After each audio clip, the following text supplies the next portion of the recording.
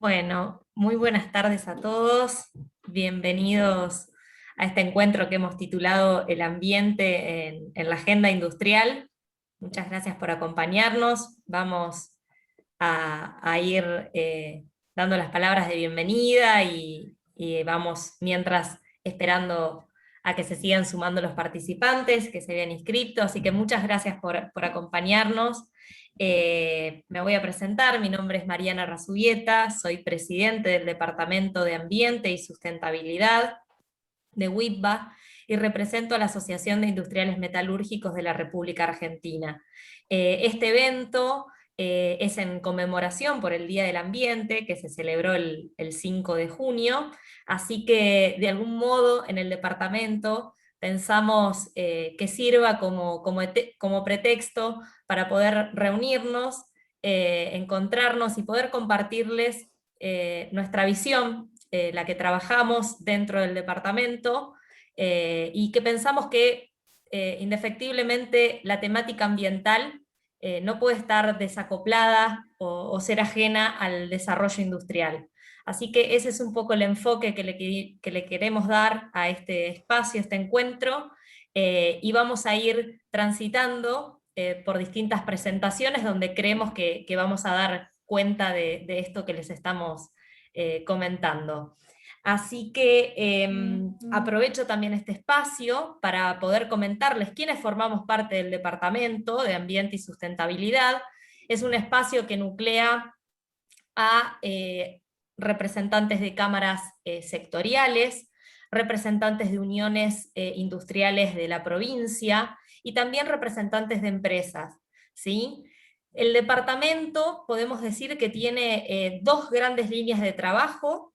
Una es la agenda, podemos decir, de la regulación del corto plazo, y ahí atendemos justamente a las problemáticas que nos van acercando en este espacio que es el departamento, las distintas industrias, ¿sí? Problemáticas que pueden tener que ver con trámites, con permisos, con autorizaciones que los distintos organismos de control regulan dentro de la provincia. En ese sentido, quiero contarles de un trabajo que venimos llevando a cabo desde el año pasado. Formamos parte de lo que se llama la Mesa Ambiental Industrial, y es una mesa conformada por 4 cámaras industriales y empresariales, decimos, de la provincia de Buenos Aires. SEBA, ADIVA, FEBA, y WIPBA está en este espacio, y ha sido convocada por el Organismo Provincial del Desarrollo Sostenible. Me parecía importante que supieran de este trabajo de articulación que estamos llevando. Y respecto a la agenda, digamos la agenda propositiva, la agenda mediano-largo plazo que tiene el departamento, en esa línea se constituyó lo que se llama la Mesa de Objetivos de Desarrollo Sostenible, ¿sí? Es un espacio que, si bien nace del departamento, es transversal a toda la organización, ¿sí? Y el objetivo justamente de esta mesa es difundir, dar a conocer estos 17 objetivos que forman parte de la Agenda 2030. Como habrán visto, este evento lo enmarcamos dentro de 3 objetivos: el objetivo 12, que tiene que ver con la producción y el consumo sostenible; el objetivo 13, de acción por el clima; y el objetivo 17, que es de alianza para el cumplimiento de los ODS. En este sentido, es que creemos que con estos espacios, con estas charlas y capacitaciones, de algún modo se contribuye en esa línea. ¿Qué más quiero comentarles? Que también dentro del departamento hay un centro de desarrollo tecnológico que se llama de Economía Circular y Producción Sostenible, y también tiene como objetivo el desarrollo de líneas de trabajo, de investigación, para las nuevas tecnologías, ¿sí? Las tecnologías amigables con el ambiente. Así que bueno, sin más preámbulo, creo que les voy a ir ya cediendo la palabra a los distintos panelistas que hoy nos acompañan, que son miembros del departamento, repito. Así que bueno, le voy a ir dando la palabra, En primer lugar, al doctor Marcelo Taboada. Él es vicepresidente del departamento y representa la Unión Industrial de Lanús y Huiscumar. Así que Marcelo nos va a estar hablando de la temática ambiental en el escenario internacional. Marcelo, te voy a ceder la palabra y si querés compartirnos la presentación. Bueno, muchas gracias. Bueno, Mariana, muchísimas gracias a vos. ¿Se escucha bien ahí? Perfecto, Marcelo. Vamos a dar inicio a la presentación, si se puede compartir. Avísenme si están viendo un PowerPoint. Y faltaría ponerlo en pantalla completa o en presentación. Ahí está. Ahí Porque yo está. no los veo ustedes. Bueno, como comentó Mariana, esta presentación que vamos a realizar hoy está enlazada con 3 ODS y el ámbito que le vamos a dar hoy del escenario internacional es qué se está discutiendo a nivel internacional cuando se habla de la temática ambiental. En ese sentido, les voy a pasar un muy breve video, díganme si lo están viendo. Sí.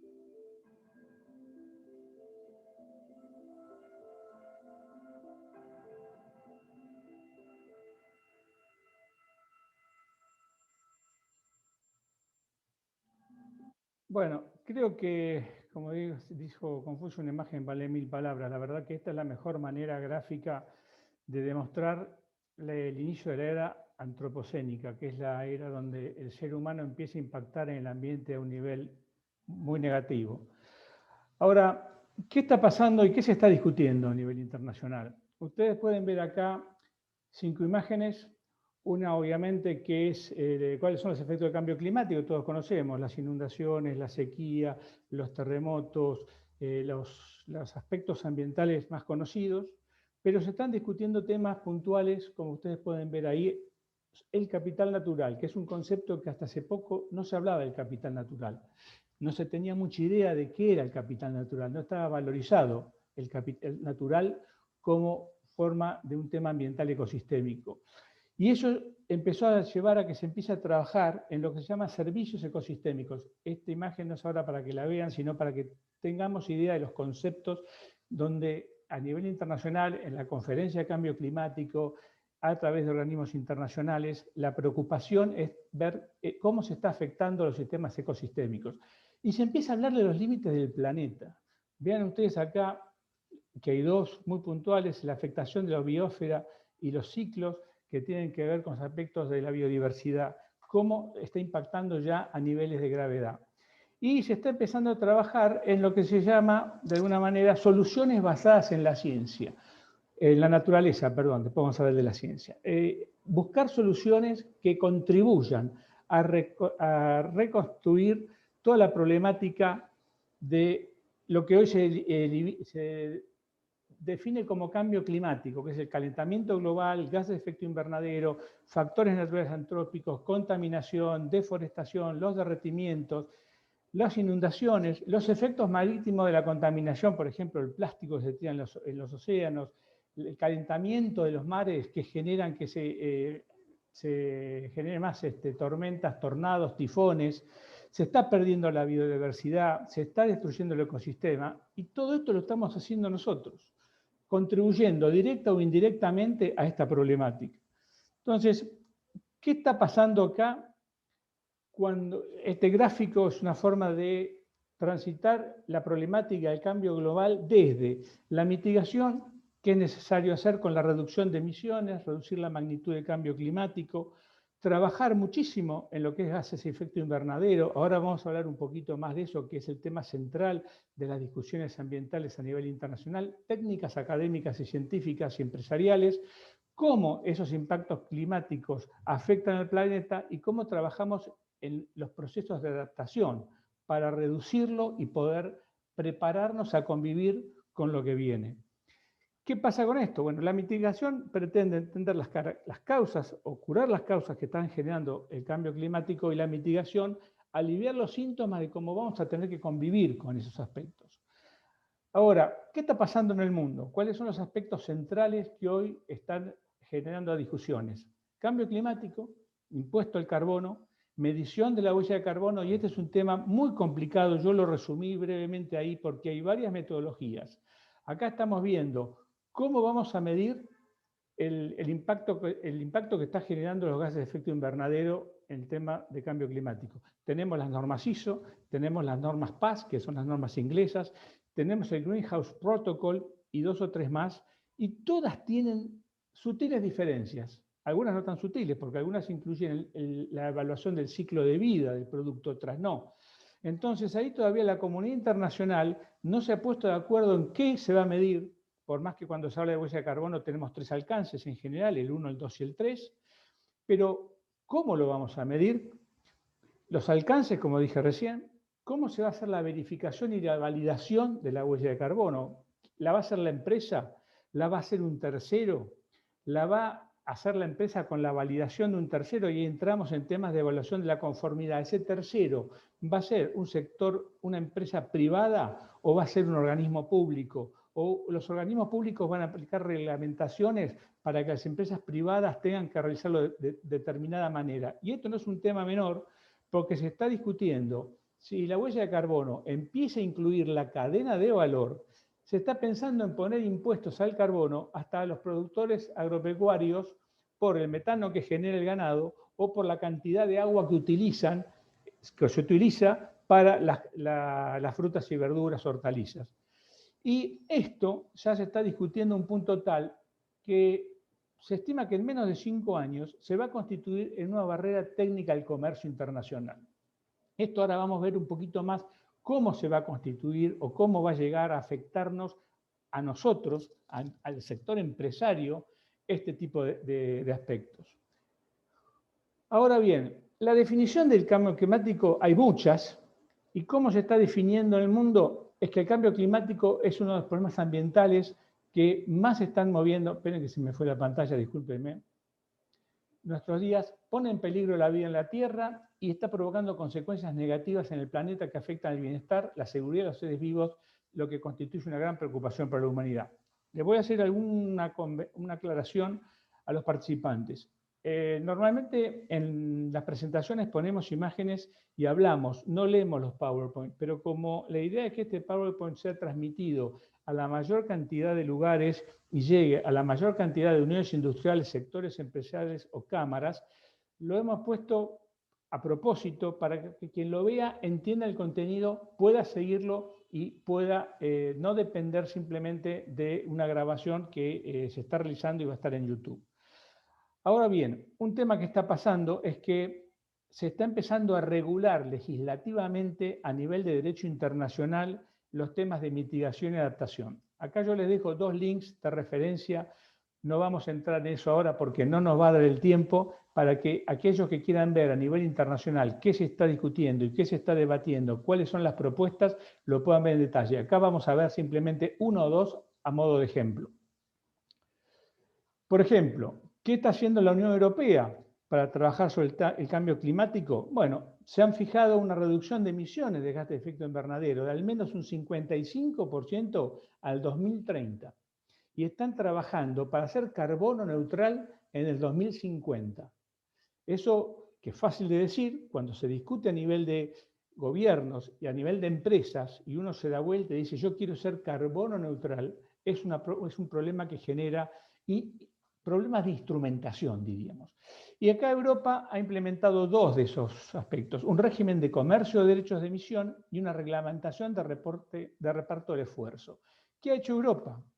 Les ha dicho a las empresas, midan su huella de carbono, cuáles son sus gases de efecto invernadero, cuál es su nivel de contaminación en términos de tonelada por dióxido de carbono o equivalente, las empresas lo miden y les da 2 años para que reduzcan, doy un ejemplo porque es una tabla bastante compleja, pero para que reduzcan un 10%.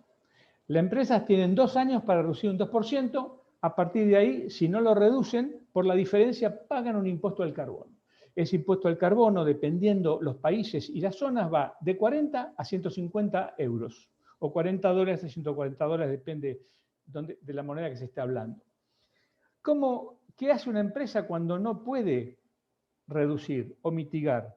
Y ahí vamos a empezar a ver herramientas para trabajar. Y Europa, para tratar de que esto tenga un beneficio económico, le ofrece a las empresas que hayan logrado disminuir la contaminación ambiental, que puedan vender esa disminución como créditos de carbono a las empresas que no lo han podido mitigar, y es el mecanismo que se llama de compensación.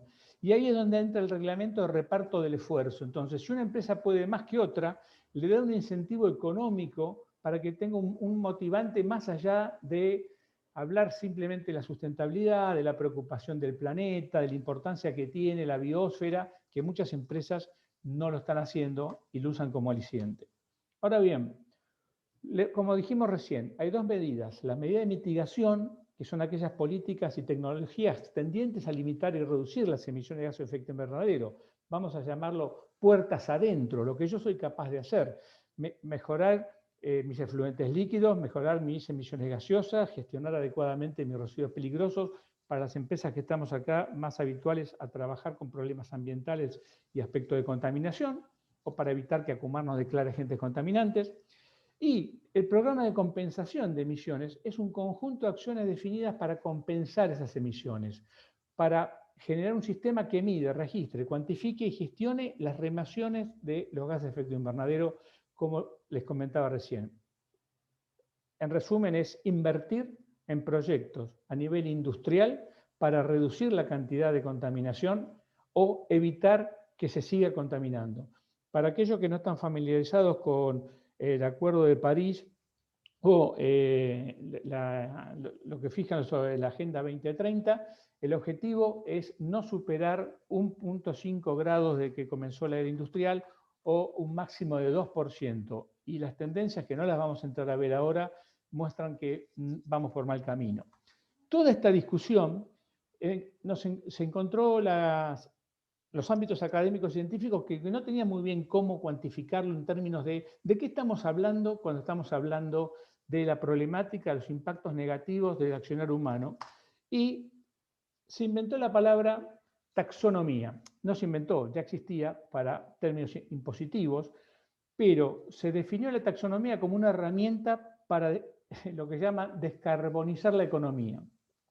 Y es una clasificación de actividades económicas que contribuyen a objetivos medioambientales, tales como mitigar y adaptarse al cambio climático, y abarca 6 objetivos específicos: la mitigación del cambio climático, la adaptación, la sostenibilidad y protección de agua y recursos marinos, la transición a una economía circular, la prevención y control de la contaminación y la protección y restauración de la biodiversidad y ecosistemas. Estos aspectos de taxonomía están relacionados con un tema que se va a tratar por separado, que ustedes conocen, que son los objetivos del desarrollo sustentable, que son 17 objetivos con prácticamente 170 metas y casi 400 y pico de indicadores que también apuntan a trabajar en estos aspectos. Ahora, ¿cuáles son los puntos claves para entender el impacto del cambio climático en las empresas? Hoy, como empresa, en la Argentina, más allá de la situación en la que estamos inmersos, incluida la pandemia, tenemos que entender que el cambio climático afecta muy fuertemente la rentabilidad de las actividades empresarias. Puede llevar incluso a poner en riesgo la continuidad a futuro, sobre todo si no se empieza a entender que hay que diseñar e implementar medidas que apunten a la adaptación estratégica frente a efectos del cambio climático y las nuevas regulaciones.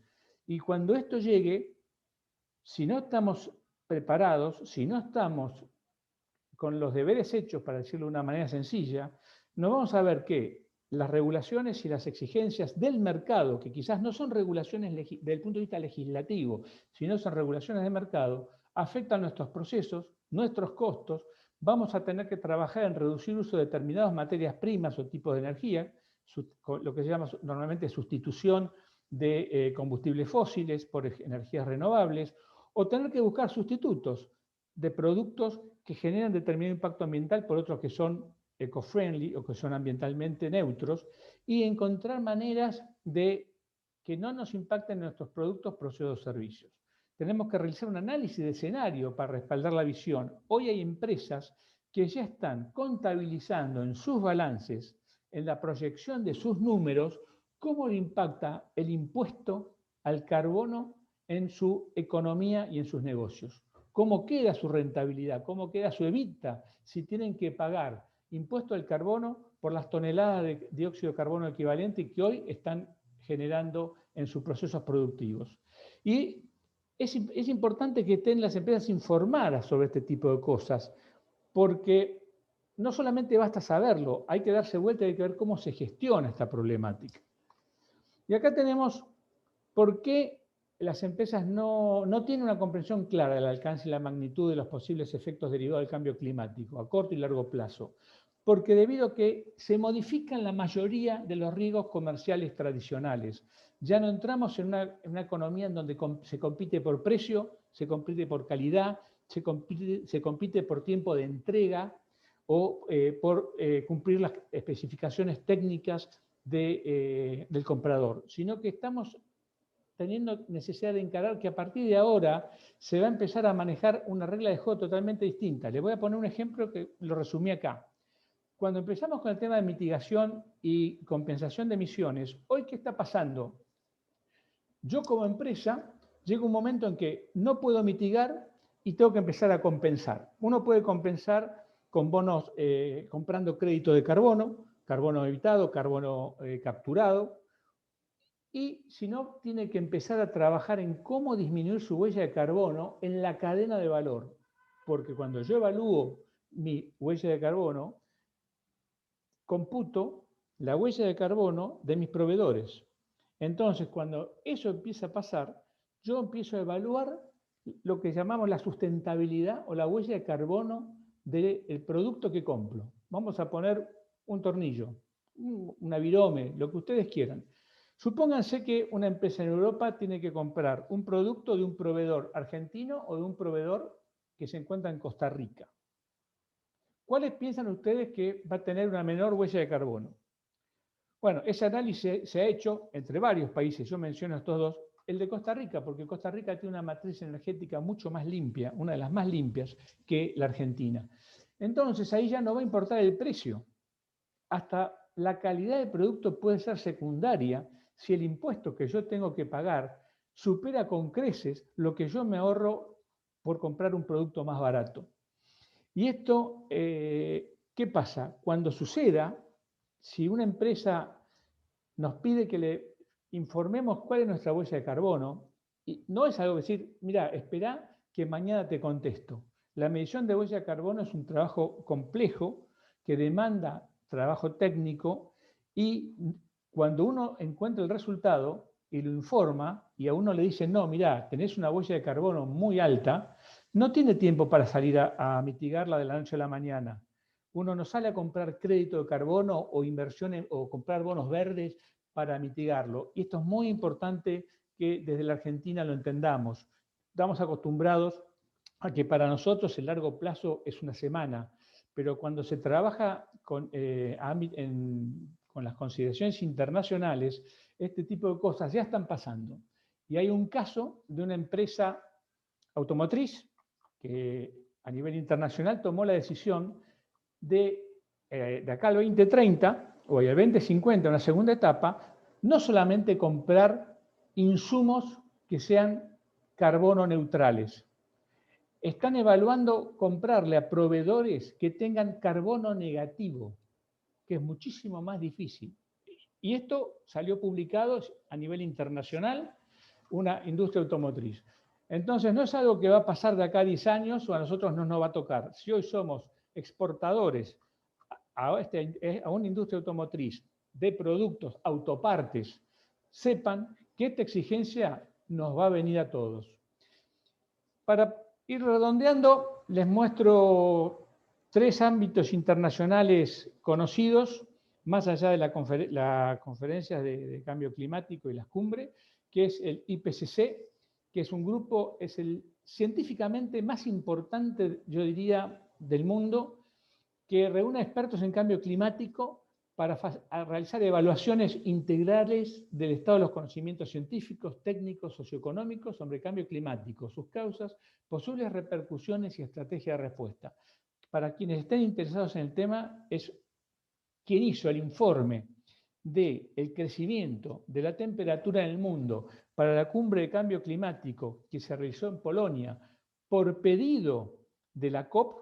Y cuando el IPCC presentó el informe en Katowice, los mismos integrantes de la COP no lo querían aceptar por lo negativo que era. ¿Cómo será que esa cumbre? Nosotros por Whiscomar participamos en la cumbre de cambio climático desde 2015 hasta la última. Bueno, la última por el problema que hubo entre Chile y España no hemos podido, pero venimos participando en todas las reuniones. ¿Y cómo será la complejidad? Que fue la primera vez que no hubo acuerdo y terminó la cumbre un sábado, con un resultado muy light para la mayoría de quienes participamos, pero con un comentario del secretario general de la ONU que dijo: el sector privado está haciendo más por la lucha contra el cambio climático que el sector público. Tenemos el Science Based Target, objetivos basados en la ciencia, que promueve el establecimiento de objetivos basados en ciencia como una estrategia para impulsar la ventaja competitiva de las empresas dentro de la transición a una economía baja en carbono. Acá, si quieren buscar herramientas de cómo trabajar, tienen un montón de herramientas de guía, de sugerencias y de ayudas. Y después se ha conformado una sociedad internacional de lo que se llama International Law, que trata todo lo que tiene que ver con cambio climático.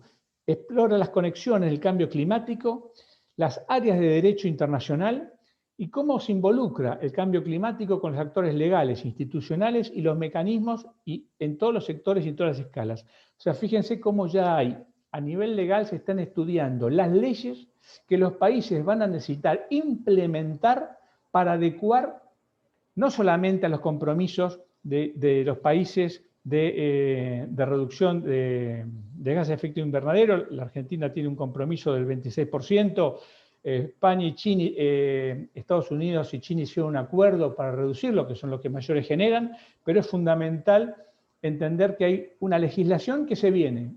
Nos llegará más tarde, nos llegará más temprano, pero para aquellos que estamos relacionados al comercio internacional, lo vamos a tener que tomar como un deber inexorable para conocer y prepararnos.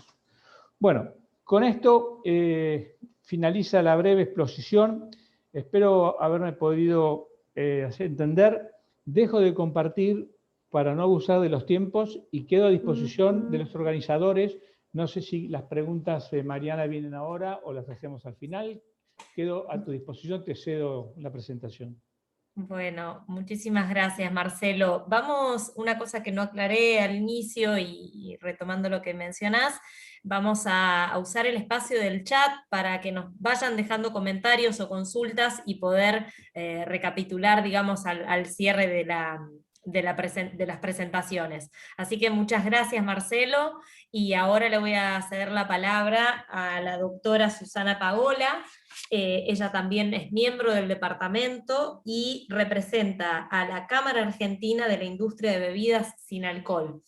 Ahí está la presentación de Susana. Susana, tenés ahí... Ahí estoy. Ahora te estamos escuchando. Bueno, te dejo la palabra. Gracias.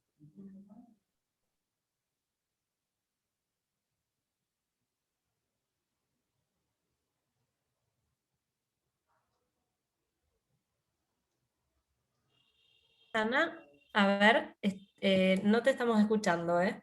Ahora sí. Ahora sí, ahora sí. Bueno, perfecto. No, bueno, en realidad le estaba agradeciendo a Marcelo, excelente, muy interesante tu presentación, Marcelo, y lamento anunciarles que lo mío es infinitamente más aburrido, porque la ley va a tratar de hacerlo lo más light posible. Generales, porque tengo nada más que 15 minutos para el desarrollo del tema. ¿Qué es lo que está haciendo la legislatura en la temática ambiental? Como avance, está haciendo de todo la legislatura, pero en cuanto al estado actual, o cuáles son aquellos proyectos en los cuales los legisladores le ponen más ganas o que tienen más atención desde el punto de vista del interés, no pasa precisamente por esto extraordinario, este lamentable contexto de emergencia en el que nos coloca la pandemia, ha llevado prácticamente todos los esfuerzos legislativos para paliar sus efectos, en cuanto a, bueno, por supuesto, la cuestión sanitaria, la normalización y la reglamentación de los plazos, de las suspensiones administrativas, la posibilidad de verificar o no a ver cuáles van a ser las condiciones sanitarias. A eso se suma la gravedad de la situación fiscal, que también le ha llevado a la legislatura sobre todo mucho interés para poder solucionar eso. Vimos algunos resultados en los titulares ahora una semana o 15 días. Y, por supuesto, en relación a lo que viene, la legislatura en general ha estado, sobre todo el Senado, muy preocupado por las cuestiones políticas relacionadas con la postergación de las fechas para las elecciones, para las PASO y para las elecciones generales. Así que la temática ambiental no ha tenido mucho tratamiento fuera de las comisiones de ambiente en cada una de las cámaras, tanto del Senado como de diputados. Pero eso no significa que no se haya trabajado fuertemente en este aspecto. Yo, como para poder sistematizar un poco la exposición, seleccioné algunos temas que a mí me parece que son de importancia de esta casa. Si luego se requieren más temas o ustedes necesitan más información, se lo hacen llegar a Mariana, por supuesto que lo vamos a ampliar, y tengan en cuenta que esto ha sido una cosa muy reducida en virtud del poco tiempo que tenemos. En principio, me parece que es importante, y por eso lo seleccioné, hacer mención a aquellos presupuestos mínimos de evaluación de impacto ambiental. Hay no pocos proyectos al respecto, ustedes los pueden ver. Allí yo puse solamente los números de los proyectos para que si alguien quiera profundizar puede ir y lo busca directamente. Ya todo el mundo sabe que la E se refiere a Senado, la D refiere a diputado. En líneas generales, ¿qué es lo que dicen estos proyectos? Que se pone como condición previo a empezar a trabajar, previo a empezar a una industria o un proyecto proyecto a construirse o la industria a construirse y mucho más aún a funcionar, debe tener aprobada una declaración de impacto ambiental. Eso que ya existe en la provincia de Buenos Aires, en estos proyectos se le incluyen algunas cuestiones más que es importante tener en cuenta. En principio, se combina y se resalta la importancia de que en ese proceso de evaluación de impacto ambiental se garantice el acceso a la información pública. El acceso a la información del público es específico o particular sobre ese proyecto, sino que basta simplemente en la necesidad o el interés de querer saber de qué se trata, porque se entiende que podría afectar desfavorablemente el ambiente. No se requiere ya justificar el interés. Y esto, por supuesto, en función del resto del conjunto de normas, además de lo que establece el convenio de Escazú, por supuesto, que ha sido aprobado por una ley interna y hoy tiene rango constitucional. ¿Qué otra cosa establecen en general estos proyectos de evaluación de impacto ambiental y que es importante tener en cuenta? La obligación como condición sine qua non de legitimidad de la posterior declaración de impacto ambiental de que se haga una audiencia pública. Y para realizar esa audiencia pública previa a la aprobación de todo proyecto, la mayoría de estos proyectos establece que se debe garantizar el acceso a la información para que quienes quieran opinar en esa audiencia pública puedan conocer de qué se trata. Y además, si bien no es vinculante la conclusión de la audiencia pública, si el Estado o la autoridad de aplicación decide apartarse de las conclusiones de esa audiencia, lo debe justificar. Y lo debe justificar por escrito y siempre debe tener el particular la opción de reclamar sobre esa justificación, previo a la extensión de esa declaración de impacto ambiental. Entonces, en este punto, creo que es muy importante conocer cuáles son las complejidades o las condiciones en las que se podría llegar a modificar si es que estos proyectos avanzaren. Claro está que no estamos hablando de todos los proyectos que podrían impactar desfavorablemente en el ambiente, los que sean sometidos, por ejemplo, a una audiencia pública.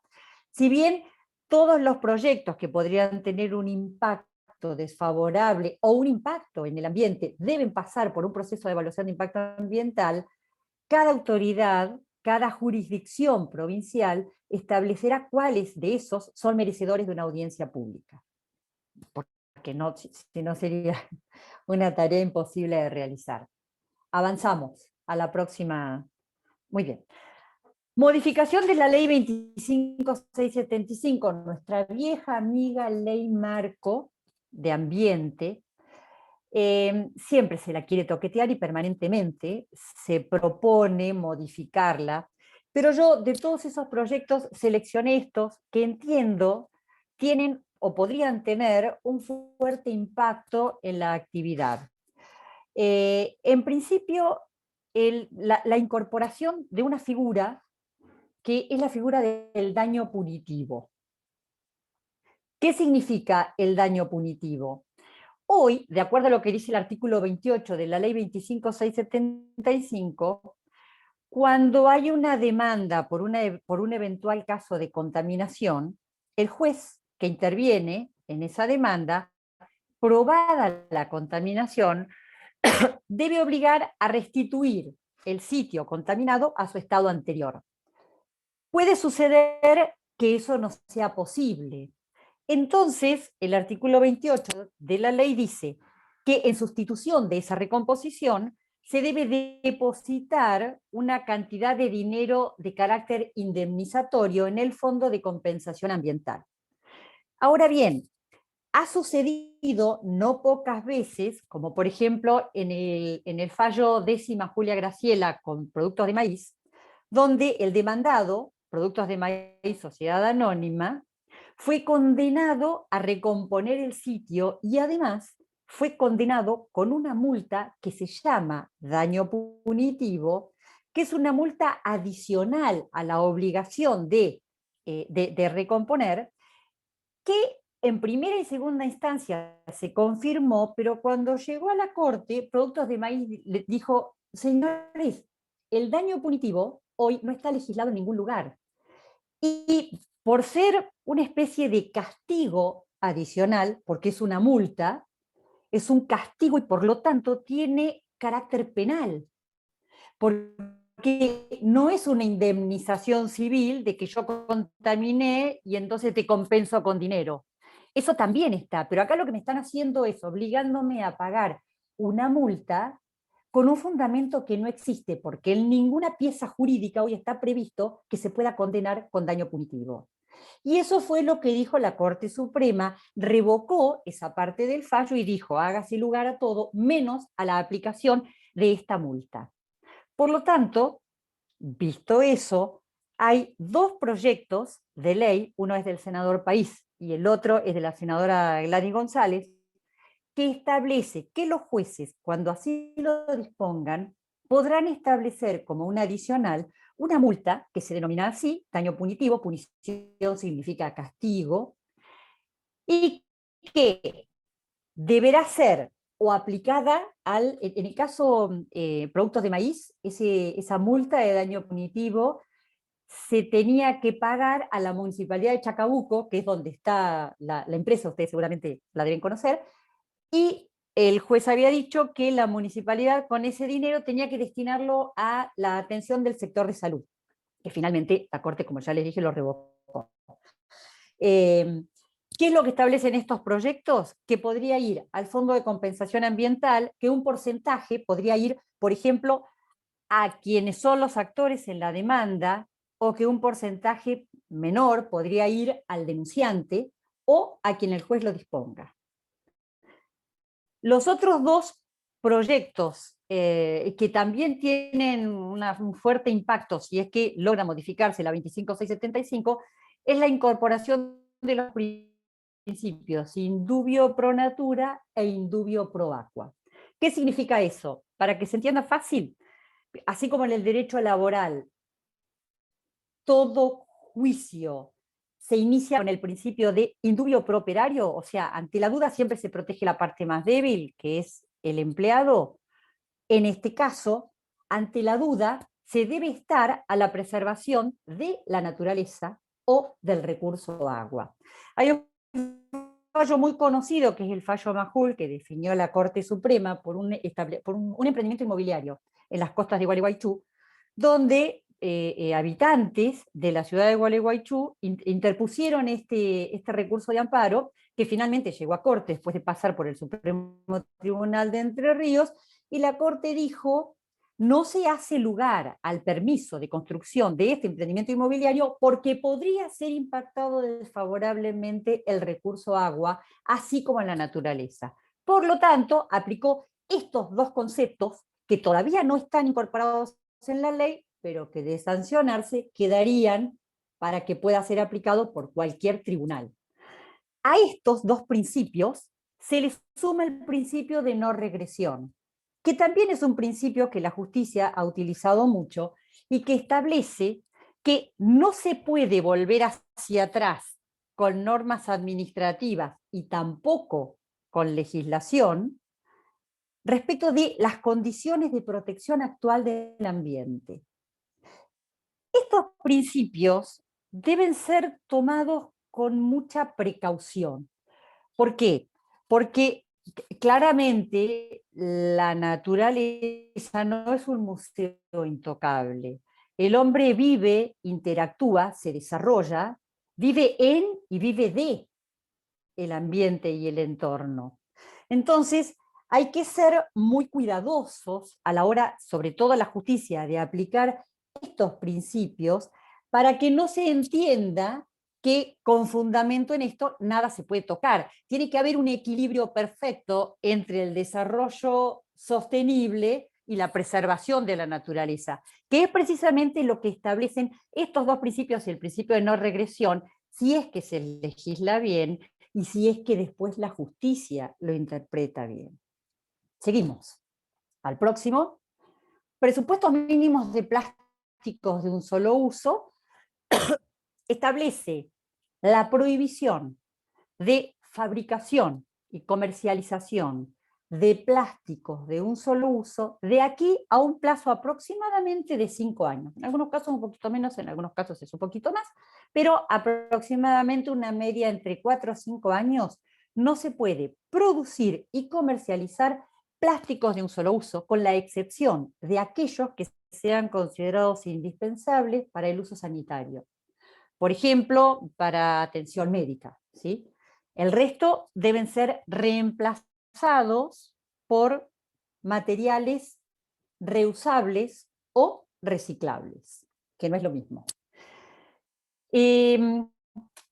Hay muchas provincias y muchos municipios que, por ejemplo, ya han prohibido la utilización de bolsas descartables, la utilización de sorbetes de plástico, pero aún no hay ninguna norma a nivel nacional, como en este caso, que prohíba y estimule el paulatino reemplazo con aplicación del principio de progresividad que tiene la ley 25675, para que los productores de estos materiales puedan adecuarse y formular nuevos productos que reemplacen a los actuales.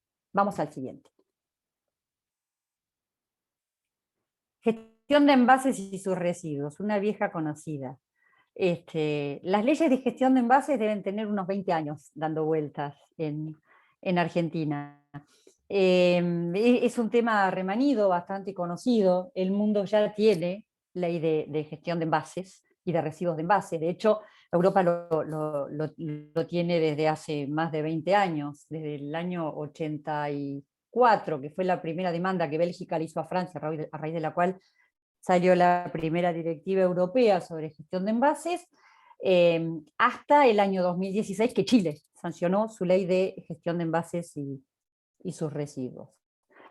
En Argentina están todos estos proyectos, muchos de los cuales, dentro de los proyectos que están enunciados acá, o la mayoría diría yo, establecen el mismo sistema que tiene Chile, que es el mismo sistema europeo.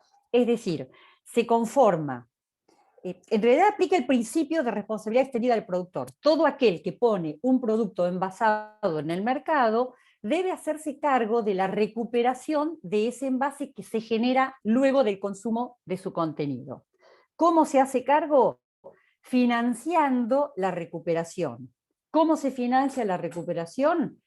Juntándose en asociaciones o entes, o dándole la forma jurídica que se considere pertinente, donde los envasadores pagan un porcentaje que se determina dentro de ese ente para promover la recuperación, ya sea financiando la recolección diferenciada en los municipios, que luego entregarán esos materiales al ente para que el ente los comercialice, o bien comprándole a los municipios esos materiales que los municipios lograron recolectar, o con un sistema mixto. Todos los proyectos, cada uno tiene su propio sistema, pero ninguno de los proyectos que hoy están con estado parlamentario dice que ese dinero se lo debe pagar al Estado para que el Estado luego gestione la recuperación de los materiales.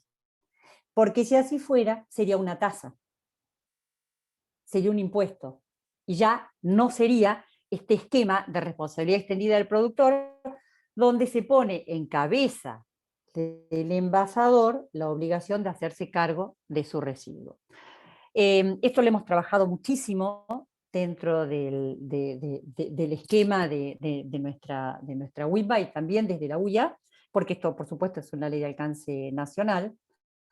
Y estos proyectos están concertando mucho interés hoy de parte del Ministerio de Ambiente. ¿Por qué? En principio porque la gestión de residuos es algo que se impone, porque además los rellenos sanitarios están colmatados, y porque además hay una fuerte demanda social de trabajo, y hoy las organizaciones de recuperadores urbanos informales tienen una fuerte presencia dentro del Ministerio de Ambiente. Entonces, por este trabajo conjunto que se hace entre los recuperadores urbanos informales y la gestión del Ministerio, se supo por canales informales la semana pasada que el ministerio, que además lo dijo el mismo ministro, está trabajando en un proyecto de ley que no sabemos si lo va a presentar directamente el ministerio o si lo va a presentar a través de algún legislador oficialista, respecto de un proyecto de gestión de envases y sus residuos. No tenemos noticias de cómo será, hemos tratado de averiguar o de buscar, pero el ministerio se ha mostrado hasta ahora bastante hermético en este sentido. Seguramente no quiere que se filtre su contenido hasta tanto no lo presente de manera formal, con lo cual tendremos que esperar a que Cabandier lo informe, a ver cómo será su proyecto, pero bueno, a este listado que tenemos, dentro de un par de semanas tendremos que sumarle este proyecto que el ministerio dijo que iba a presentar. Pasamos al siguiente. Y acá viene la frutilla del postre. En el año 2018, durante la gestión de Cambiemos, hubo un trabajo que se hizo desde el Ministerio de Justicia, se conformó una comisión especial para reformar el Código Penal. Y se presentó de manera formal una reforma integral del Código, que bueno, luego finalmente no llegó a tener un tratamiento legislativo. Nuestro Código Penal tiene más de 100 años, con lo cual era muy positivo, que así como en su momento se trabajó y se reformó el Código Civil y Comercial, hoy contamos con un Código Civil y Comercial moderno, que responde a las necesidades de la sociedad actual. No llegó a hacerse este proyecto de reforma del Código Penal, pero sin embargo siempre está en carpeta de cada uno de los gobiernos de turno. A raíz de los incendios, de los eventos tan desgraciados que hubo fines del 2020 y principios del 2021, muchos legisladores se vieron en la necesidad o en el interés de presentar estos proyectos de modificación para incorporar un capítulo de delitos ambientales al Código Penal, con la idea en parte de establecer una punición por incendio, el daño que el incendio provocaba a la naturaleza, y en parte porque, por ejemplo, el caso del proyecto de la senadora González y de la diputada Austin, Brenda Austin, fueron extraídos de esa reforma del Código Penal y se presentó como una incorporación de un capítulo de delitos o contra el ambiente, delitos ambientales, para incorporarlos al actual Código Penal. Luego presentó su propio proyecto la senadora Crexel y el senador Alfredo Luenzo, que en el caso del proyecto del senador Alfredo Luenzo es prácticamente idéntico de aquel que en el año 2019 trabajó el senador Solanas, el fallecido senador Solanas. En líneas generales, los proyectos para incorporar un capítulo de delitos contra el ambiente al Código Penal hasta ahora no han recibido un buen feedback de parte, sobre todo, de la Comisión de Legislación General, porque se trata de una manera de legislar la cuestión penal muy moderna, que queda disonante con la actual estructura del código, que es un código muy viejo.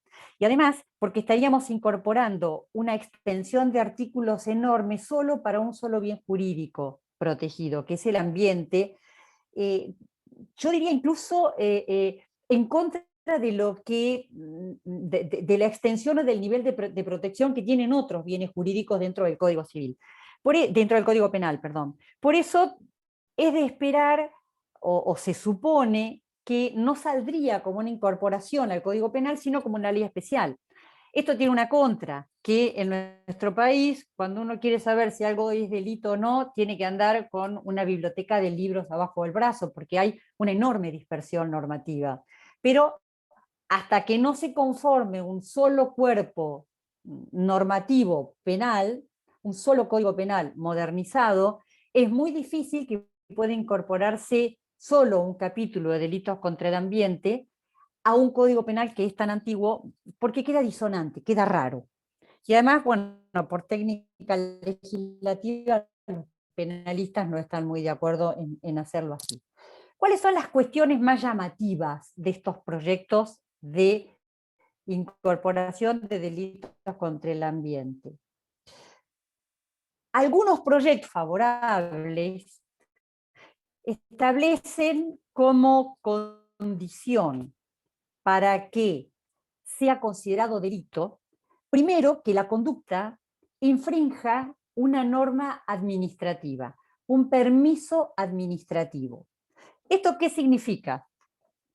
Esto significa que se incorpora a la estructura legal, al Código Penal, a la norma penal, se incorpora el concepto de riesgo permitido. Es decir, que si a mí el Estado me dice que yo puedo volcar tanta carga de una determinada sustancia, por ejemplo, a un curso de agua, significa que el Estado considera que ese riesgo es admisible y no constituye un daño que luego pueda derivar en un delito. Por lo tanto, si yo me atengo a ese límite de sustancia que yo estoy volcando, no puede ser nunca considerado un delito.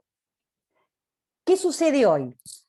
Hoy la ley 24051, que es la única norma que contiene un capítulo penal contra el ambiente, dice que si yo vuelco de modo peligroso para la salud humana un residuo peligroso y ese residuo resulta peligroso luego para la salud del ambiente, entonces se configura el tipo penal. Pero no establece esta previa violación a la norma administrativa.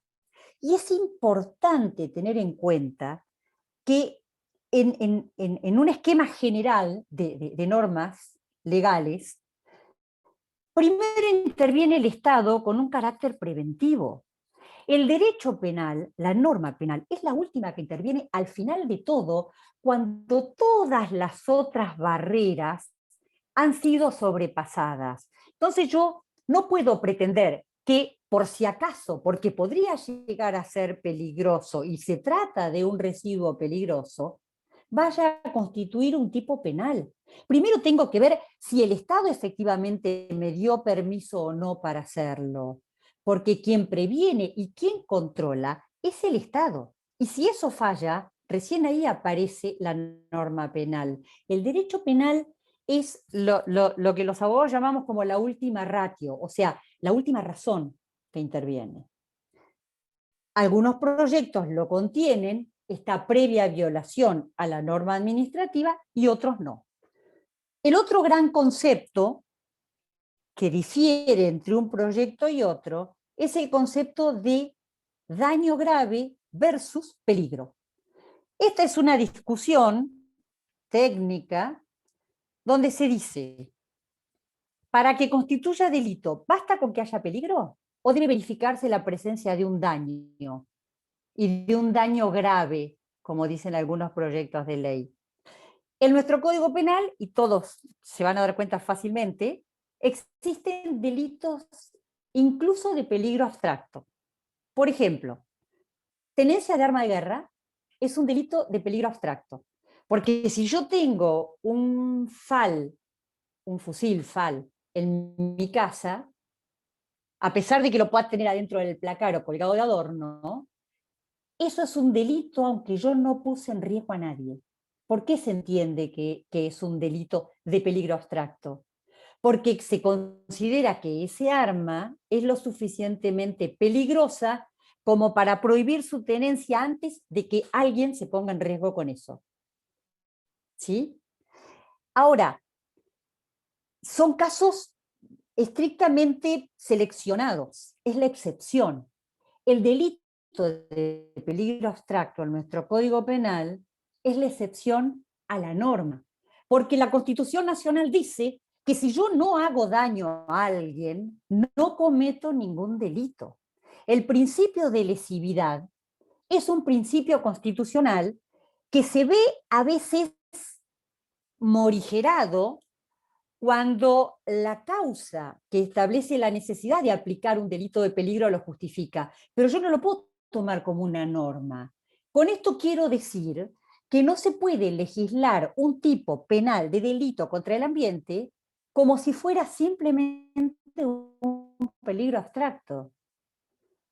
Porque eso es una locura, además de ser inconstitucional. Eso implicaría que quien realiza cualquier acción que impacte desfavorablemente en el ambiente y pudiera poner en peligro el ambiente, entonces estaría en riesgo de que le sea imputado un delito. ¿Sí? Por eso es necesario, aparte es un principio general del derecho penal, que la norma tiene que ser taxativa, descriptiva y, por supuesto, previa. Eso también lo sabe todo el mundo. Entonces, estas dos esferas que hacen a la estructura general del capítulo de delitos contra el ambiente, es lo primero que se tiene que atender y definir. Necesariamente debiera ser un delito, si no de daño grave, al menos de peligro concreto. ¿Por qué se habla de peligro concreto? Porque previo a establecer cualquier acción que permita tipificar un delito, ¿qué es lo que hace la justicia? Va y le dice al organismo de aplicación: díganme, señores de OPDS, ¿este señor impactó desfavorablemente en el ambiente? ¿Tenía permiso? ¿La sustancia que utilizó contamina? Si con esa sustancia que utilizó es susceptible de contaminar y podría haber puesto en peligro, entonces siempre se necesita de una prueba para demostrar eso. No basta con el cálculo de que efectivamente se puso en peligro.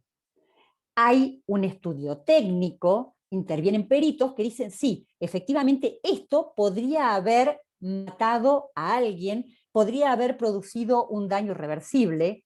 Entonces, en ese caso, podría empezar a analizarse la figura de un peligro concreto, y siempre y cuando se haya inobservado un permiso administrativo previo. Como grandes modificaciones a lo que existe hoy en la ley 24051, hoy la ley 24051 establece que será delito solamente cuando éste se cometa con residuos peligrosos. No con otra cosa, establece el instrumento. Sin embargo, algunos jueces, que para mi gusto son demasiado creativos, interpretan que ya no se requiere de la utilización de ese instrumento residuo peligroso enumerado en la ley 24051 para que la acción sea típica, antijurídica y culpable si provoca un daño al ambiente o un peligro para la salud humana. Y el caso más complicado que podemos llegar a encontrar son aquellos casos donde se ha imputado por contaminación en la 24051 por un vuelco de DBO o grasas a un curso de agua que ha puesto en peligro la salud humana en un determinado curso. Eso es complejo. Digo, tenemos que tratar que estas normas de delitos contra el ambiente sean lo más taxativas y cerradas posible. Esto como corolario. Así que bueno, ahí estamos, Mariana.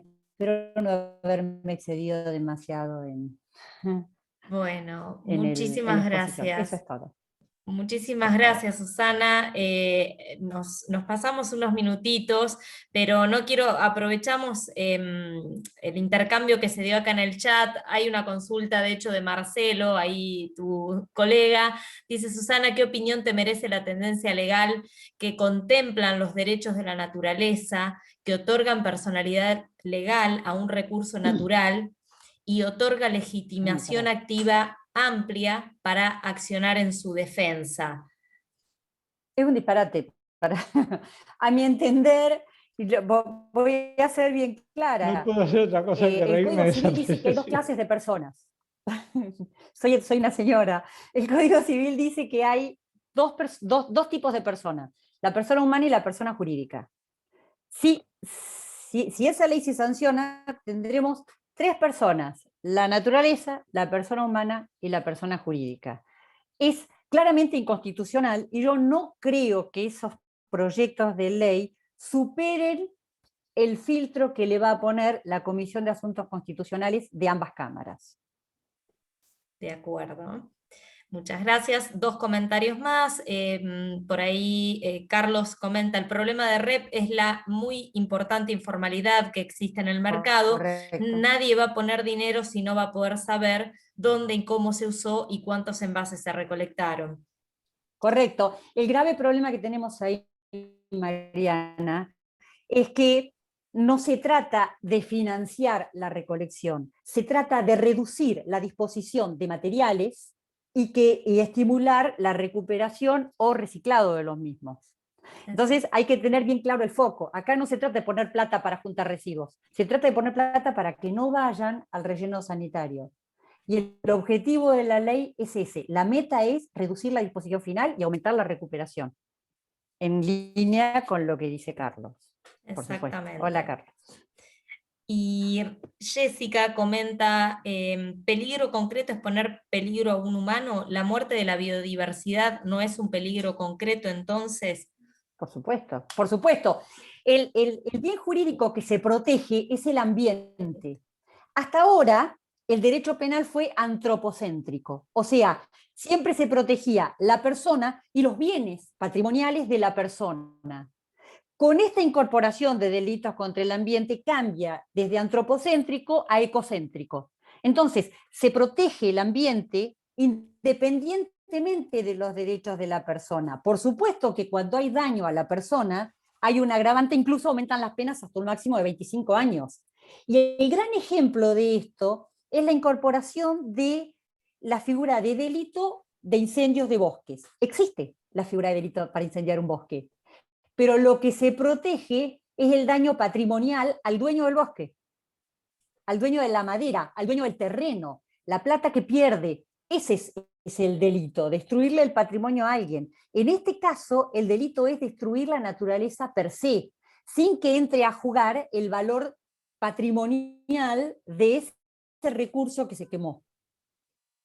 Clarísimo. Bueno, muchísimas gracias de nuevo, Susana, De nada. y le vamos cediendo Espero la no palabra. haberlos aburrido. No, por favor, estuvo muy, muy entretenida, de verdad. Gracias. Daniel, el doctor Daniel Argentino, voy presentando. Él está representando a la Asociación de Curtidores de la provincia de Buenos Aires, y Daniel nos va a comentar sobre el Parque Industrial Curtidor de Lanús. Así que adelante, Daniel, muchas gracias.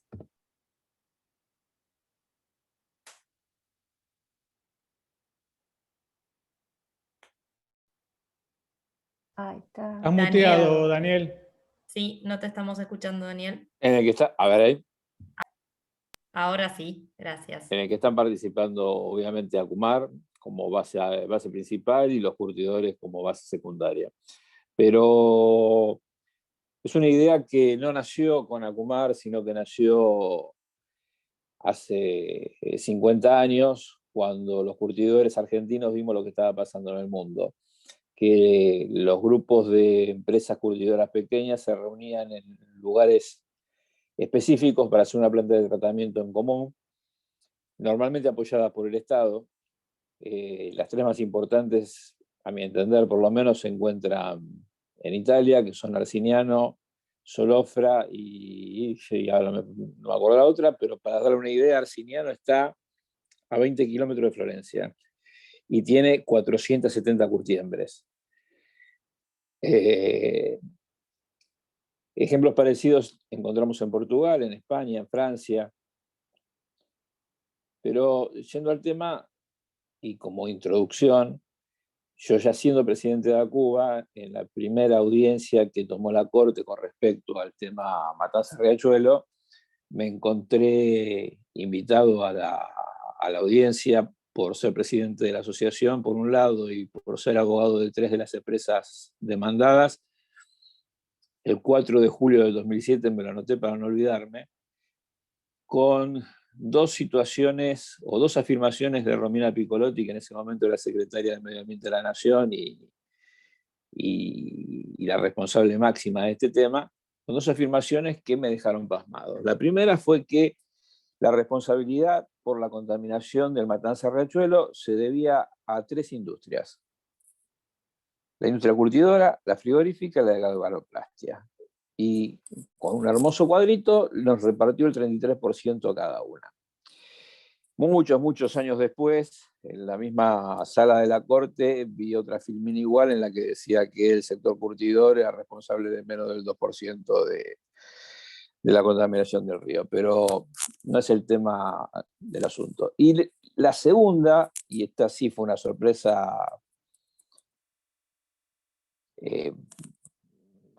más agradable que la primera, fue que Romina Piccolotti dijo que la Secretaría de Medio Ambiente de la Nación iba a realizar en concomitancia con la Asociación de Curtidores de la Provincia de Buenos Aires un parque curtidor para resolver el problema de la industria curtidora del Gran Buenos Aires.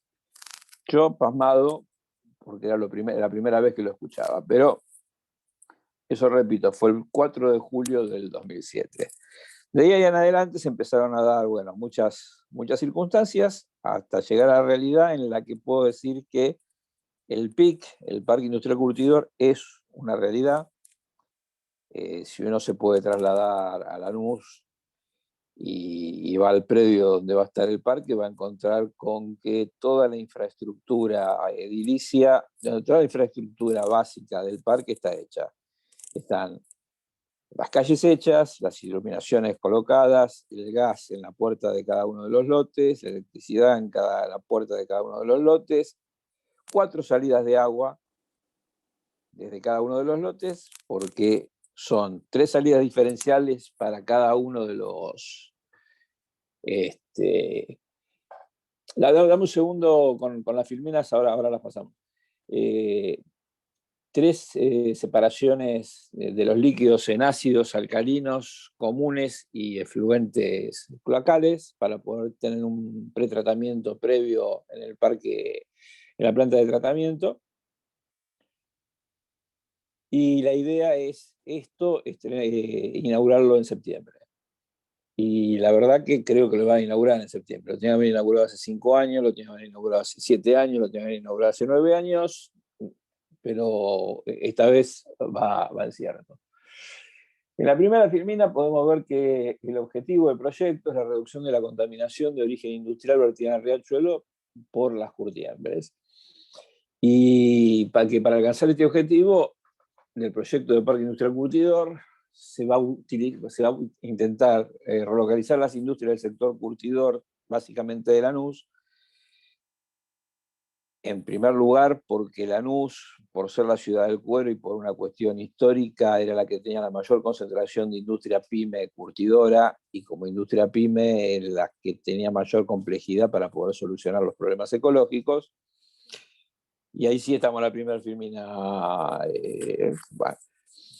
Y el proyecto consta de 2 partes, como estaba explicando. La primera, la infraestructura del Parque Industrial Curtidor, que es lo que le decía que está construido, ya está visible, lo caminamos, podemos ir mañana a verlo, está hecho y está pensado en que a partir de septiembre las empresas pueden empezar a edificar. Y la segunda parte, y no la menos importante, obviamente, es la planta de tratamiento de efluentes líquidos, que es la que va a hacer el tratamiento de los residuos industriales de las curtiembres, a cargo de las curtiembres y manejado por las curtiembres, para que se pueda cumplir con la normativa ambiental general. Pasamos a la segunda filmina. ¿Cuáles son las ventajas del proyecto? Obviamente el agrupamiento de empresas en un solo predio como primer lugar, y esto era lo que más le interesaba a Kumar, facilita el control. Hay un dispersamiento de industrias que es muy difícil de controlar. Si estuviéramos todos en un mismo lugar, solucionaríamos un problema. Todos saben que, sobre todo en la zona de Villa Diamante, primero estuvieron las curtiembres y después estuvo la sociedad, pero eso no cambia la realidad y no cambia que hoy la industria curtidora, sobre todo por olores y por ruidos, que son, a mi entender, hoy los principales problemas de la industria curtidora existen, y el traslado de los procesos con ese tipo de complejidades a un lugar solucionaría ese problema. Pasamos a la otra filmina porque no lo quiero hacer demasiado largo y la filmina la puede dar cualquiera en cualquier momento. ¿Cuáles son las ventajas del proyecto para las empresas? En primer lugar, las mejores condiciones de trabajo en los establecimientos industriales, que con la mudanza nos permite reinstalarnos, repensarnos desde varios ángulos. Uno, desde el técnico, porque como toda industria pyme fuimos creciendo de a pedacitos, comprando el terreno de al lado, o el terreno de enfrente, o el terreno del fondo, y no siempre nuestras plantas industriales son demasiado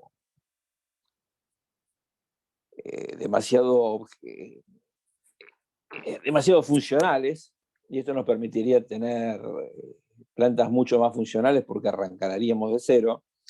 Y la segunda gran ventaja, que de alguna manera está pensado, es que algunos procesos, muchas curtiembres están pensados hacerlos en común.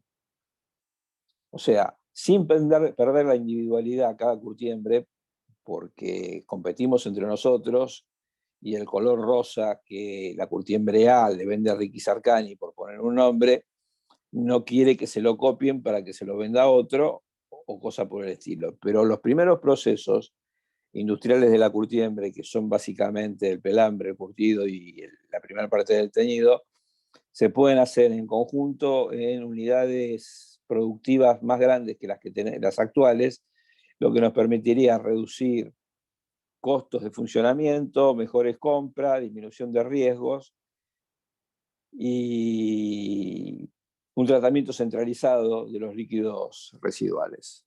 Pasamos a la otra filmina, la ubicación.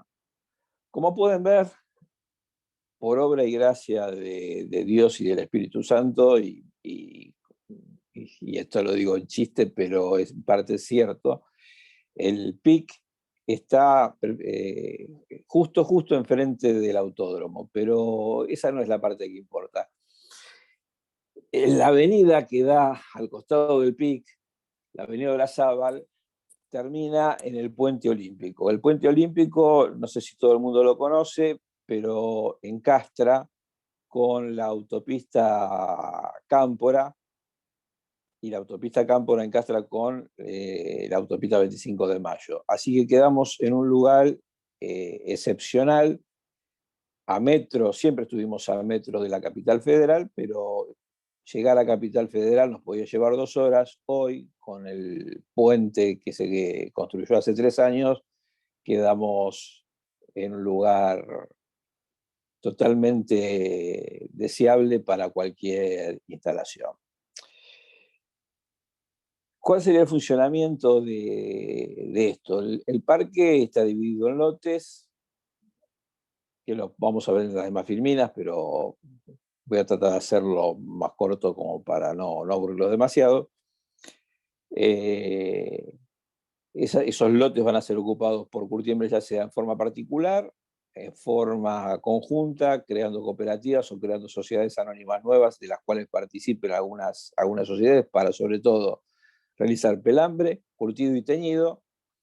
Y la idea general, no la de todos los participantes, pero la idea general es dejar desde el semiterminado al terminado en las plantas actuales, de manera que no quedaría Lanús con 40 o 50 galpones vacíos, sino que todo por todo lo contrario, quedaría con 40 o 50 galpones que dejarían de ser curtiembres para pasar a ser talleres de terminación, que pasarían a tener un impacto en la sociedad muchísimo menor, y que solucionaría la mayoría de los problemas vecinales o de buena vecindad que tenemos en la actualidad.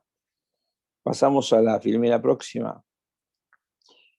Bueno, el proyecto general, como pueden ver, donde dice PIC, obviamente es el Parque Industrial Curtidor.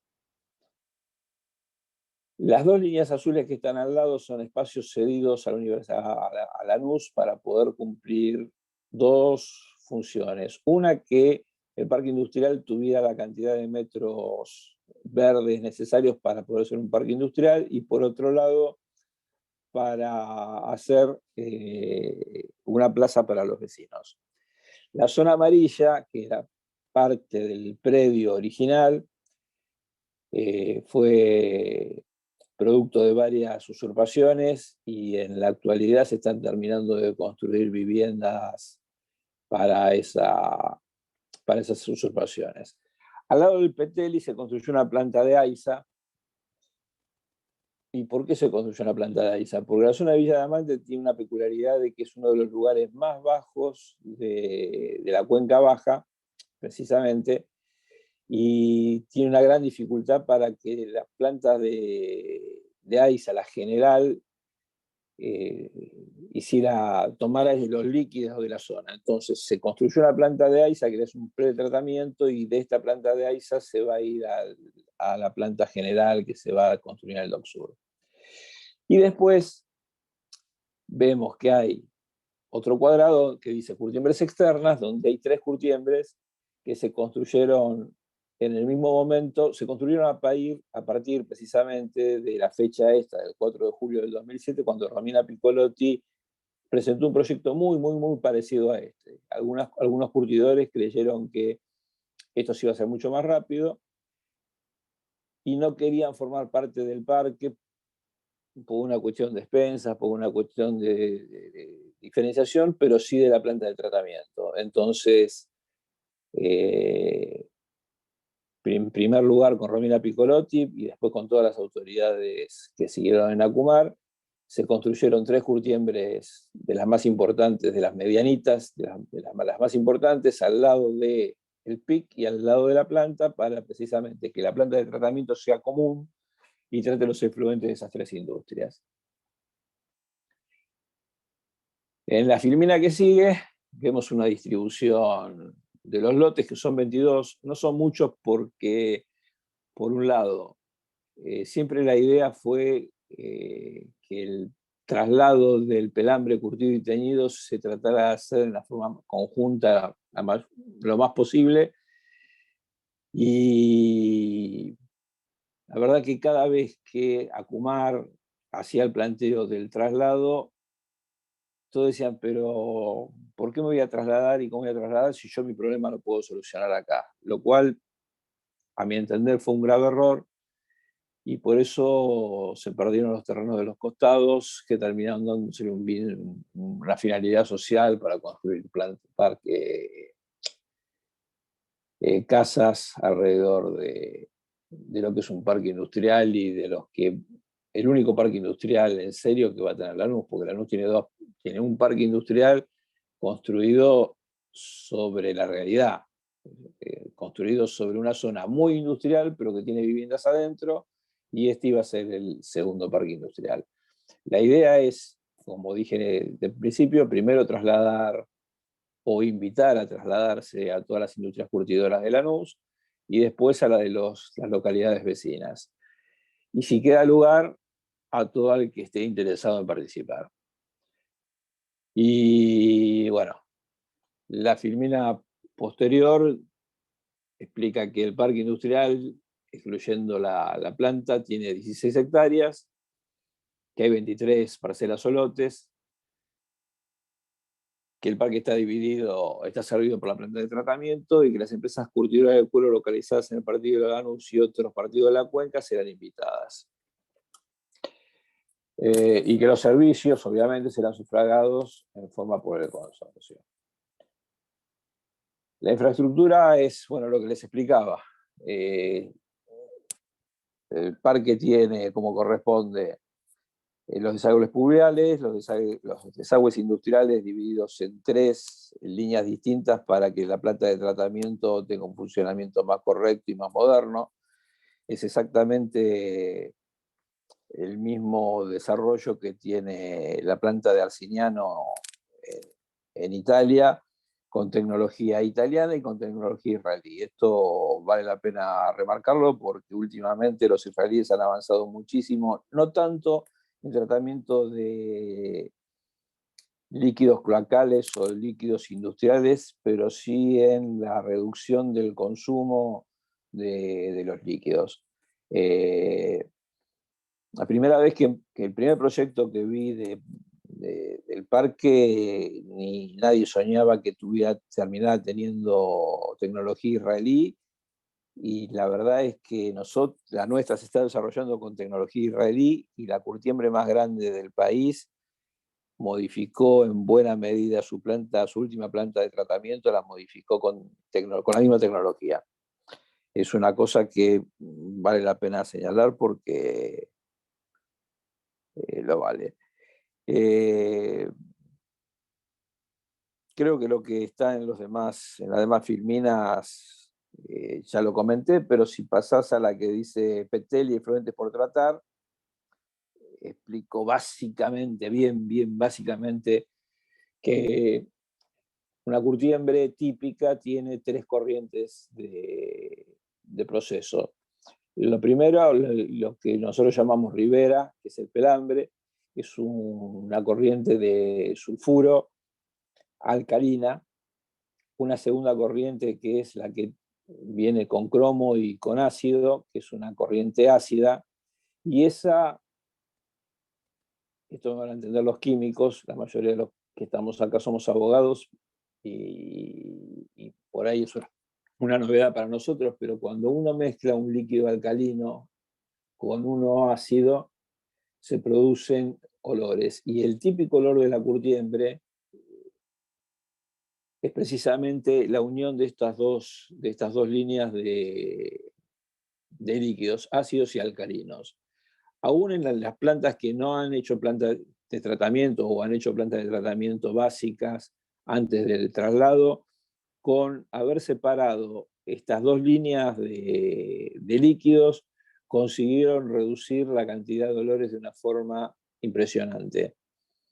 Y con el beneficio de todos los vecinos, y como una verdad de perogrullo, algo que todos los técnicos tenían que haber sabido desde el principio de los tiempos, pero no terminamos aprendiendo hace mucho, no hace tanto tiempo. Y bueno, y una tercera corriente con materia orgánica, denominada aguas generales, que es la que va como último lugar al parque. Y la planta está preparada para tratar 9.000 cueros días. 9.000 cueros días es algo así como el 25% de la producción nacional. Con lo cual, la planta de tratamiento y el PIC no son a nivel industrial una cosa de poca importancia, por 2 motivos. Uno, porque el volumen para el que está preparado para tratar es muy importante, y en segundo lugar, porque la industria curtidora argentina exporta el 80% de los cueros. Exporta el 80% de los cueros en estado semiterminado. El 20% de los cueros, que son tratadas por las curtiembres pymes y procesados por las curtiembres pymes, son los que se utilizan para la industria doméstica. Estoy hablando de la industria marroquinera argentina y la industria de calzado argentina. Entonces, en líneas generales, las curtiembres pymes se dedican al mercado local y son las que dan más fuentes de trabajo dentro del país. Entonces, que estas curtiembres tengan solucionado su problema ambiental, entre comillas, porque como ya dije en algún momento, no era tan grave, nunca fuimos el 33% de los responsables del 33% de la contaminación de Riachuelo, pero sí tenemos nuestra responsabilidad, y eso no lo voy a esconder. Pero a partir de la puesta en funcionamiento de esta planta, que está pensada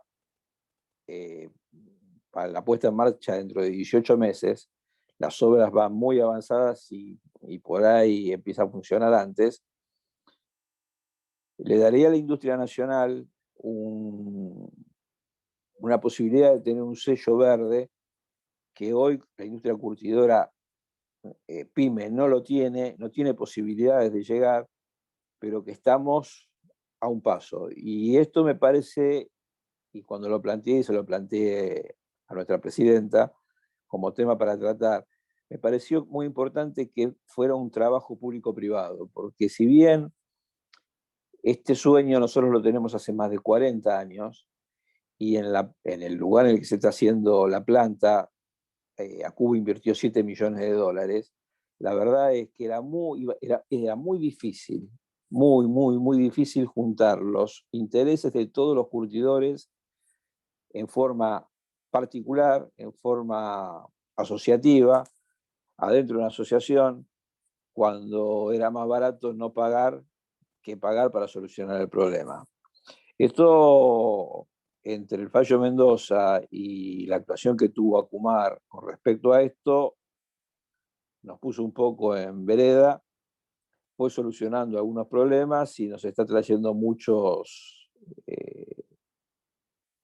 un gran adelanto para la solución del problema.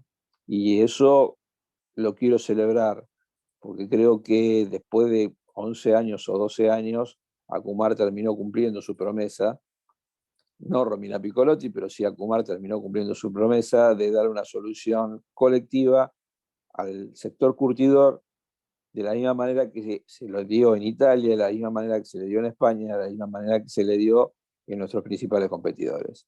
Muchas gracias por todo. Espero no haber sido demasiado aburrido ni demasiado... Excelente. No, estuvo excelente, Daniel. Muchas gracias. La verdad que creo que viene bien, como vos dijiste al final, resaltar de la importancia de esta articulación que se dio público-privada y de que después de mucho tiempo se le encontró una solución a un problema importante. Así que creo que es un mensaje alentador el que nos dejás y era la idea poder compartirlo. Así que muchas gracias. Acá en el chat Marcelo está consultando cuántas industrias curtidoras han aceptado relocalizarse y cómo se definió el tema de derechos de propiedad, alquiler o cesión sobre el predio. Mira, ahí hay un tema un poco sin resolver, precisamente por el tiempo que fue llevando esto. Hace 9 años, cuando supuestamente esta obra se licitó 4 veces. Con la primera licitación, cuando parecía que todo estaba en camino, 22 empresas se anotaron, algunas en forma colectiva, algunas en forma individual, y armamos un fideicomiso para demostrar nuestro interés en participar del proyecto. Y Acumar en ese momento, a las empresas que participaban, les dejó elegir los terrenos, se eligieron los terrenos, y el funcionamiento es como los terrenos son de la provincia de Buenos Aires, cedidos a Acumar precisamente para cumplir con una manda de Mendoza. Quiero aclarar que si buscan la sentencia de Mendoza van a encontrar, no me acuerdo si en el punto 21 o 22, esto. Se le da a las empresas en comodato por 99 años. Y con la obligación de construir. Desde que empezamos a hablar en serio del otorgamiento de las tierras y de ver cómo nos armábamos, y yo, como diría un expresidente, pasaron cosas, se tardó 9 años más, hoy las 22 no existen, de las 22 algunas no existen, las que existen están viendo cómo se reacomodan su situación, y Acumar está invitando a participar a otras, con la idea de que toda la industria curtidora esté acá adentro. Va a depender de 2 cosas. Básicamente de que Acumar tome la decisión de que estén acá y no en otro lugar, que a Acumar le conviene porque es un solo lugar de control. Acá nos tienen a todos controladitos, de la otra forma no nos pueden tener a todos controladitos. Pero el otro tema es,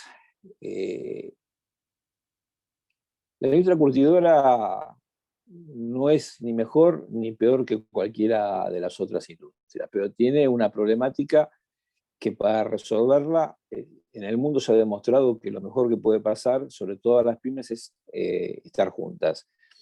Las plantas de tratamiento son muy costosas y el funcionamiento y el mantenimiento de la planta de tratamiento lleva demasiado tiempo y demasiada plata como para que un curtidor pyme, a ver, una curtiembre pyme, que por ahí le está haciendo cueros a la marca, no quiero nombrar mucha marca, ¿no? Pero a la marca que todas las damas que están escuchando esta reunión le gustan las carteras, por ahí tiene solamente 10 trabajadores y manejar la planta de tratamiento le lleva 2. Entonces le multiplica algunas cosas un 20% y se complica. Entonces, si Acumar toma la decisión seria de que todos estemos ahí, de alguna manera le vamos a encontrar la vuelta para estar, aunque parezca que el espacio es reducido. Y si sucede eso, vamos a estar en el mejor de los mundos. Si no, bueno, va a pasar otra cosa que va a hacer que algunas industrias se vayan trasladando a otros lugares, se vayan modificando y dejen de ser curtiembres para hacer talleres de terminación, dejando de lado el pelambre y el curtido, que son los dos procesos contaminantes de la curtiembre, porque todos los demás procesos son procesos sin demasiadas complicaciones ecológicas ni cosas que se les parezca. No sé si contesté. Creo que sí, así que bueno, muchísimas gracias Daniel de nuevo. No, por favor. Y hay una pregunta más de Marcela, dice, ¿Acumar puede ofrecer una planta para las empresas que se instalen? Las nuevas, entiendo, serán, o sea, dentro del parque hay una planta para todas las que se agrupen allí. Para que todas las que se agrupen. Uh-huh. Y yo entiendo, te digo la verdad, yo entiendo que a menos que nos aparezca un martes 7 y mañana venga una super empresa, la planta, el parque tiene lugar si tenemos la inteligencia de cómo instalarnos. Porque vuelvo a repetir, uno no tiene que trasladar la planta, su curtiembre entera. No tiene que alguien que tiene 2.000 metros cuadrados, con 300 metros cuadrados, traslada toda su parte, entre comillas, contaminante, toda su parte húmeda. Y entonces, si lo hace en conjunto, el lugar alcanza y sobra para toda la industria pyme nacional. Si a raíz de esto aparece una industria, se instala en el país, una industria de dimensiones enormes, no alcanza el lugar. Pero la planta, lo repito, está diseñada para 9.000 cueros diarios, que es el 25% de la producción del país, no es poco. Pensar que se va a instalar mucho más en la zona no tiene mucho sentido, porque las curtiembres tratan de instalarse cerca de los frigoríficos. Nadie quiere trasladar 3.000 kilómetros los cueros para poder procesarlo, porque para empezar es antieconómico. Te perdí, Mariana. Sí, perdón que estoy teniendo algún problema con la conexión, pero Como bueno, todo. espero haber dado respuesta. Sí, bueno, Marcela dice acá en el chat, hacía referencia a las nuevas plantas que fueran a instalarse, porque es muy costosa o muy importante el tema de la logística, así que bueno, entiendo que quedó, o por eso lo planteo, así que entiendo que quedó la pregunta respondida y perdón que yo me desconecté por unos segunditos. Bueno, de nuevo, muchas gracias y le voy a dar por último la palabra al ingeniero Juan Fernández, que él es miembro del Comité Ejecutivo de WIPBA, para poder darnos un cierre a esta jornada. Juan, ¿estás por ahí? Y buenas tardes, ¿cómo les va? Bueno, ante todo, gracias por compartir con nosotros esta actividad generada del Departamento de Ambiente y Sustentabilidad. Ustedes saben que WIPBA tiene una gobernanza constituida por un comité ejecutivo, una junta directiva, departamentos, y esa gobernanza está enfocada en crear una agenda de empresarios para empresarios. Entonces, no tenemos una doble función: atender las necesidades coyunturales, atender la agenda internacional y de esa forma construir entre todos esta agenda estratégica para la industria de la provincia de Buenos Aires. Tenemos también el desafío, como industrial de la provincia de Buenos Aires, pensar una agenda productiva. pero también somos conscientes que producir sin considerar el desarrollo sostenible ya no es posible, ¿sí? Y desde ahí tenemos que acompañar y queremos acompañar a todos los empresarios de la provincia de Buenos Aires, sean o no sean socios de esta casa, porque la construcción se hace en conjunto, como dice el ODS 17. Por eso tenemos alianzas estratégicas con otras entidades que tienen nuestro objetivo o apuntan a este esquema para construir un empresariado que tenga un apoyo y se sienta acompañado en estos momentos, donde todos los que tuvimos la suerte de escuchar hoy a través de los oradores y de esta agenda espectacular que hicieron las autoridades del departamento, a quien quiero agradecer, a Mariana, a Patricia, a Marcelo, ¿sí?, que han trabajado incansablemente en esta agenda, nos lleva a darnos cuenta que todo lo que hablamos hoy modifica la agenda empresarial. Y WITBA toma y quiere tomar ese desafío para que juntos transitemos este cambio de cara al 2030. ¿Sí? Los cambios son cada vez más vertiginosos, más rápidos en nuestra agenda, y realmente saber que WITBA tiene 10 departamentos altamente profesionalizados, donde vincula a la juventud, a las mujeres, que la gobernanza está compuesta por un mix de todas estas cosas, donde tenemos una escuela de dirigentes para poder pensar el futuro. Me parece que es un desafío enorme. Esto se da en el marco del mes del medio ambiente y queremos dejar claro ese concepto. No vemos a futuro que el desarrollo no sea inclusivo y no sea sostenible. Pero desde ahí también queremos ser conscientes de que esta agenda la tenemos que hacer entre todos. Por eso, como lo decía Mariana al inicio, queremos invitarlo a todos que sean protagonistas de los departamentos, que sepan que hay 10 departamentos compuestos por personas voluntarias que dejan su tiempo, su esfuerzo para llevar esto adelante, ¿sí? Y que estamos soportados por un staff que por nuestro esquema es reducido pero altamente eficaz, ¿sí? Y que de esa construcción no solamente tenemos que lograr instalar una agenda a nivel provincia de Buenos Aires, sino también acompañar a los empresarios desde ese punto de vista. Así que en ese sentido quería agradecerles desde el comité, porque valoramos muchísimo este esfuerzo y quedar totalmente a disposición. Así que Mariana, en representación de todos, te agradezco y también le agradezco a la autoridad del departamento, a todos quienes nos acompañaron. Te doy la palabra a Mariana y a Jerónimo, que nos está dando el soporte desde el departamento, y de mi parte, muchísimas gracias. Bueno, de nuevo Juan, muchas gracias a vos por las palabras y el acompañamiento que recibimos a diario, así que bueno, es un gusto para nosotros formar parte del departamento de WITBA, y bueno, ahí les escribía por el chat, aquellos interesados en sumarse van a ser muy bienvenidos. Y bueno, esperamos que les haya sido de utilidad y de interés esta actividad. Esperamos seguir replicándolas, así que bueno, muchas gracias a todos por acompañarnos, y también a los expositores especialmente por la buena predisposición y la calidad de las exposiciones. Así que muchas gracias. Buenas tardes para todos.